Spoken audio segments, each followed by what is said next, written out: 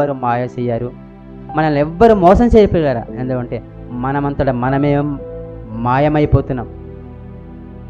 ఎందుకంటే దైవత్వంలో మనం నిజంగా ప్రియులరా ఆలోచన కలిగి, దేవుని విషయంలో ప్రతిరోజు మనం నిజంగా ఆలోచన కలిగి, అసలు దేవుడు నాకు పుట్టించింది ఎందుకు, ఈ లోకానికి పంపించింది ఎందుకు, ఈ లోకం నుంచి నేను ఎక్కడ వెళ్ళాలి, ఈ లోకం విడిచి నేను ఎక్కడికి చేరాలి అని మనం ఆలోచిస్తే ఈ భూమి మీద మనం ఒకరోజు మనం కన్ను మూస్తాం.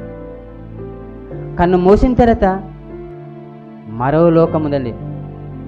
ఆ మరో లోకానికి వెళ్ళాలంటే ఏం చెయ్యాలి, ఏం చేస్తే ఆ మరో లోకానికి చేరగలుగుతాం? మొదటగా నువ్వు పరిశుద్ధుడిగా ఉండాలి, నీతిగా ఉండాలి, నిజాయితీగా ఉండాలి, పరిశుద్ధత ఉండాలి. అప్పుడు తండ్రి మాటలు వినాలి, తండ్రి మాట విని వాటనుసరంగా ప్రవర్తించాలి. అలా ప్రవర్తించినప్పుడు దేవుని మాటలు నిజంగా నీవు విన్ని పాటిస్తే చనిపోయిన తర్వాత నిజంగా తండ్రి నా లోకానికి మనం చేరగలుగుతాం పిల్లలు.